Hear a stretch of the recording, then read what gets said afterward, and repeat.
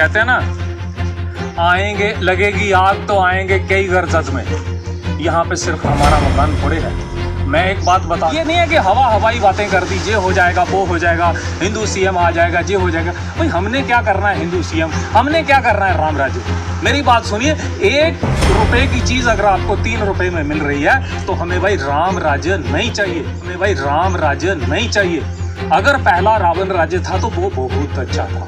100 रुपए से कम हमारा बिजली का बिल आता था, हमें चीनी मिलती थी, हमें 35 किलो राशन मिलता था, तो ठीक है।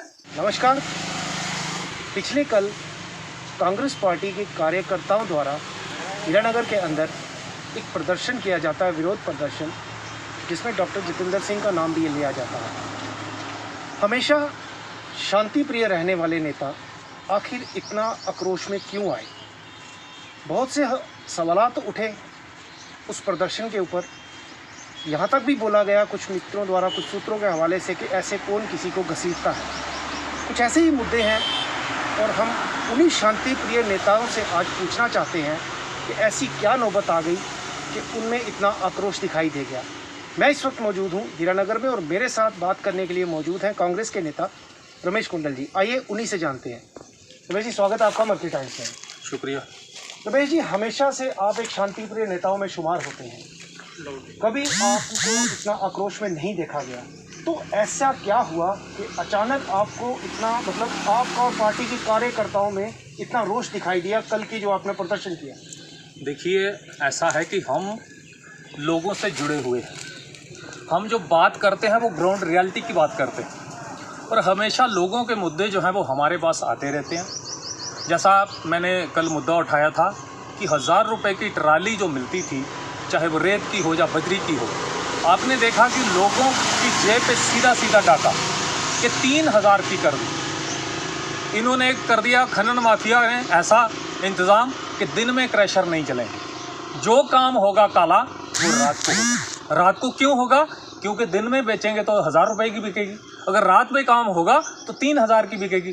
और फिर मेरा ये सवाल है, सवाल क्या, ये मैं तो इल्ज़ाम नहीं लगा रहा, मैं तो उनके नेता की बात को अपने मुंह से कह रहा हूँ, अपने शब्दों में, कि अगर रंधावा जी ने कहा है, वो एक बड़े ही प्रतिष्ठित कार्यकर्ता हैं भाजपा के और XMLC हैं जम्मू कश्मीर के, अगर उन्होंने कुछ कहा है तो मुझे लगता है कि दाल में काला तो है।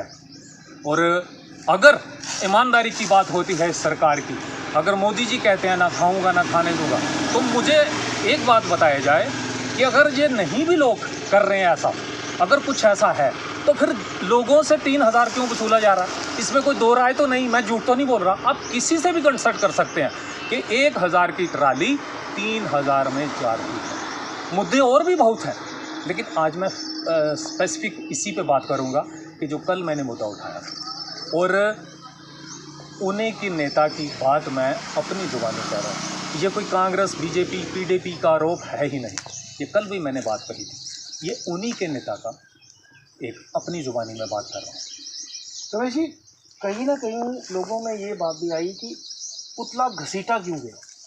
ये सवाल भी उठ के सामने आया कि ऐसे कौन घसीटता है। आप क्या कहेंगे इसको? एक बात है ना, आपको पता है कि जब कोई नेता या कोई कार्यकर्ता या कोई NGO का मेंबर जब कुछ ऐसा करता है तो उसका एक अपना वो होता है, एक मतलब अंदाज होता है उसका कि मेरी तरफ अट्रैक्शन होनी चाहिए, कि लोगों को मेरी बात जो है वो सुनाई दे। कुछ अलग करने की मतलब एक बात सोच होती है हर आदमी की। हमने भी कुछ सोचा कि फूंकते तो सभी हैं, नारे तो सभी लगाते हैं, कुछ ऐसा किया जाए, क्योंकि इन्होंने काम ही ऐसा किया है कि जनता को जो घसीट के मार रहे हैं। हमने तो इनका पुतला ही घसीटा, कौन सी कोई बड़ी बात नहीं करती। और हमारा संवैधानिक अधिकार भी है, विरोध करना हमारा संवैधानिक अधिकार है, उससे बाहर कुछ नहीं है जो हमारा संविधान हमें देता है। एक आखिरी सवाल रमेश जी, अब तो कविंदर गुप्ता भी उनके समर्थन में उतर चुके हैं, क्या कहेंगे इस विषय के बारे में कि जो कविंदर गुप्ता अब रंधावा जी के समर्थन में आ गए हैं, क्या अंत है उसका? वो कहते हैं ना,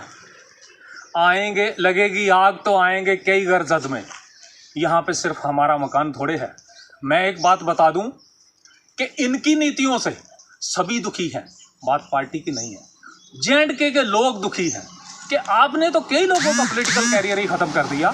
अगर लोग एमएलए बन भी गए जहाँ पे आने वाली इलेक्शन में, जो भी बनेंगे, जो भी जीतेंगे, किसी भी पार्टी से होंगे, उनके पास पावर्स क्या होंगी? आज आप देखते हो केजरीवाल जी का हालत क्या है।